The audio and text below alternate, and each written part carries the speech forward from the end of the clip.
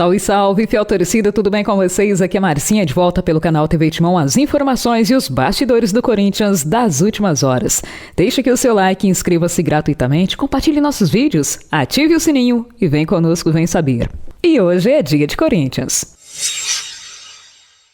Pessoal, a delegação do Corinthians viajou com 24 atletas e conta com os retornos de Gustavo Henrique, Coronado e Yuri Alberto. Por outro lado, desfalcam Ranielli, Rodrigo Garro e Fausto Vera. Eles permaneceram no Brasil. Oficialmente, a declaração do Corinthians sobre a ausência desses jogadores é a seguinte, que eles irão declarar o porquê, o motivo pelo qual eles não viajaram momentos antes da partida ou horas antes da partida. Mas extraoficialmente, podemos apurar com o colega de imprensa, o Vene Casagrande, que, quanto à ausência do Ranielli, ele ficou de fora da partida devido a um problema no tornozelo. Ele teria se machucado no último jogo diante do Fortaleza. Além deles, Palácios, Maicon e Pedro Henrique também são baixos por conta de contusão. Raul Gustavo também está fora, mas por conta daquela expulsão infantil no jogo contra o Argentino Júnior.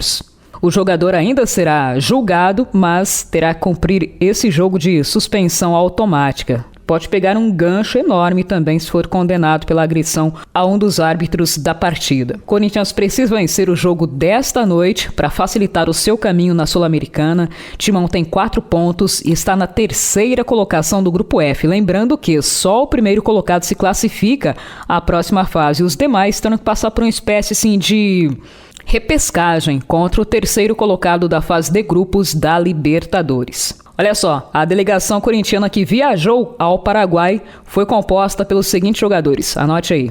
Goleiros, Carlos Miguel, Cássio e Matheus Donelli. Laterais, Fagner, Léo Maná, Mateuzinho, Hugo e Matheus Bidu. Zagueiros, Kaká, Félix Torres, Gustavo Henrique e Caetano. Meio-campistas, Breno Bidon, Guilherme Biro, Paulinho, Rian e Igor Coronado. Atacantes, Arthur Souza, Giovani, Gustavo Mosquito, Pedro Raul, Romero, Wesley e Yuri Alberto.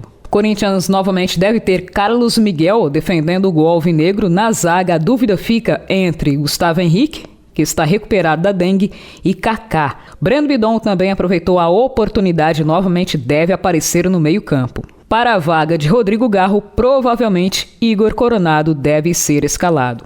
Sobre um time titular, em recente entrevista, Antônio Oliveira disse que não tem isso, nem titulares nem reservas. Abre aspas. Aqui não há titulares ou reservas, mas rendimentos. Cada um tem que agarrar a oportunidade e depois cabe ao treinador. Conto com todos. Eu vivo no dia a dia, então, no CT, vamos ver quem pode nos ajudar e criar mais opções. Concluiu o treinador.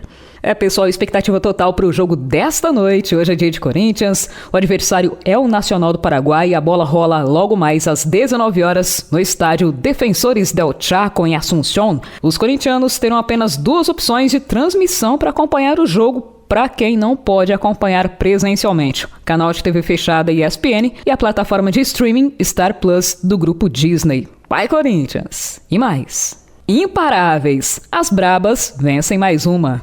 Pessoal, nesta segunda-feira o Corinthians ganhou a 3ª partida seguida no Brasileirão Feminino. Bateram o Botafogo 2-0 fora de casa. Gols de Jennifer e Fernanda. Próximo desafio das bravas será contra o São Paulo às 12 horas horário de Brasília. Desse domingo o Corinthians joga em casa. Nesse jogo contra o Botafogo, as meninas do Corinthians não fizeram um primeiro tempo brilhante, esbarraram aí na defesa da goleira adversária, goleira do Botafogo. Já na segunda etapa, elas partiram para cima e fizeram valer a superioridade técnica. Em que pese grandes defesas da goleira adversária, o Corinthians saiu de campo com o placar por 2-0. Agora é se preparar para enfrentar o São Paulo. Vai, Corinthians! E mais, Brasileirão vai parar? Saiba tudo aqui. Pessoal, não há como permanecer indiferente à tragédia climática, cenário assim de guerra que vive boa parte do Rio Grande do Sul. Vai aqui o nosso abraço, a solidariedade às famílias que perderam seus entes queridos e àqueles que vivem em angústia de terem familiares ainda não encontrados. Diante de tudo isso, alguns clubes já enviaram ofício à CBF solicitando a paralisação do Campeonato Brasileiro. Muitos clubes passaram esta segunda-feira comunicando-se entre si em busca de um consenso para a paralisação do Brasileirão por conta, de toda esta calamidade que vive o sul do país. Ainda não houve unanimidade entre os times, além de a CBF não ter certeza se essa seria a melhor ideia para o momento. A informação é do UOL. E, segundo o portal de imprensa, presidentes e diretores de Internacional, Grêmio e Juventude conversaram com outros clubes explicando que não faz sentido adiar apenas as rodadas deles. Eles alegam que haverá um desequilíbrio no campeonato com partidas encavaladas, apenas para o trio. Eles também explicam que, no momento, não estão em condições sequer de treinar. O Internacional publicizou o pedido que fez por meio da Federação Gaúcha de Futebol para que o campeonato fosse paralisado. Esse pedido formalmente foi endereçado ao presidente da CBF, o Edinaldo Rodrigues, que não está convencido de que a paralisação geral é a melhor opção. A CBF enumerou uma lista de dificuldades para que isso aconteça. A primeira delas, segundo o presidente da entidade, é o calendário. Com apenas 3 times perdendo as partidas, segundo ele, é mais fácil encontrar uma janela para remarcação com eventuais datas que ficariam livres com as eliminações dos times na Copa do Brasil e também competições internacionais. Ainda segundo o mandatário máximo da CBF, se todos os times tiverem seus jogos cancelados, essas janelas serão mais raras. No momento, a posição da CBF é a seguinte: esticar o calendário não é o ideal, já que isso poderia comprometer o começo de 2025. Opiniões eu deixo com vocês. E mais. Pedido negado. Romeu Tuma Júnior nega reunião pedida pela oposição e dá a entender que ex-mandatários sequer leram o estatuto do clube.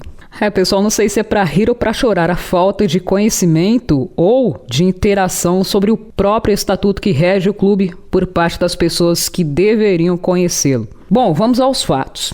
Romeu Tuma Júnior, que é o presidente deliberativo do Corinthians, ele recusou pedido feito por André Sanches, ex-presidente do clube, e outros conselheiros da oposição para realizar uma reunião do órgão a fim de debater a operação que resultou no contrato de patrocínio com a Vaidbet. Por conta das situações que já colocamos aqui para vocês, Comissão, o presidente teria dito que não teria o intermediário, aí depois, quando o contrato foi formalizado, apareceu o intermediário, e esse intermediário vai receber 25 milhões em comissão, gerou um atrito, rolou uma treta entre o Rubão e o presidente, Rubão foi destituído, enfim, tudo aquilo que já falamos para vocês.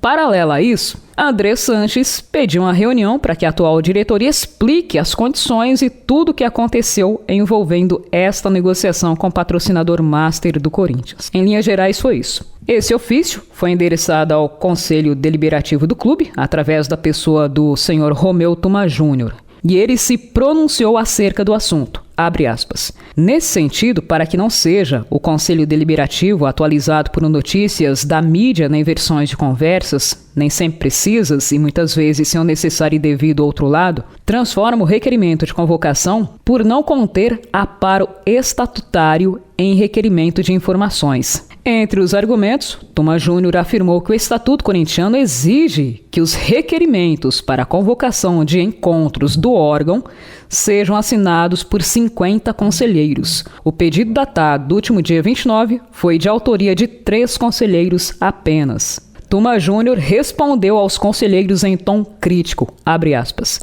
O requerimento também não pode prosperar porque o presidente do conselho não precisa marcar reunião para decidir se o plenário aprova a emissão de ofício para requerer informações da diretoria. Se o estatuto fosse lido com atenção, dispensaria tanta burocracia. Fecha aspas, disse Romeu Tuma Júnior. Ai, Deus, essa matéria é do blog do Perrone, colunista do UOL. Pessoal, nesse nosso encontro ficaremos por aqui. No próximo a gente leva mais informações para vocês. Muito obrigada por tudo. Não se esqueça daquele like bacana aqui no canal para que nós possamos continuar levando informações até vocês. Compartilhe o link do canal com seus amigos. Faça sua inscrição, é gratuita, e ative o sininho. Até um próximo encontro. Tomara que com uma bela vitória do Corinthians. Valeu, pessoal. Obrigada.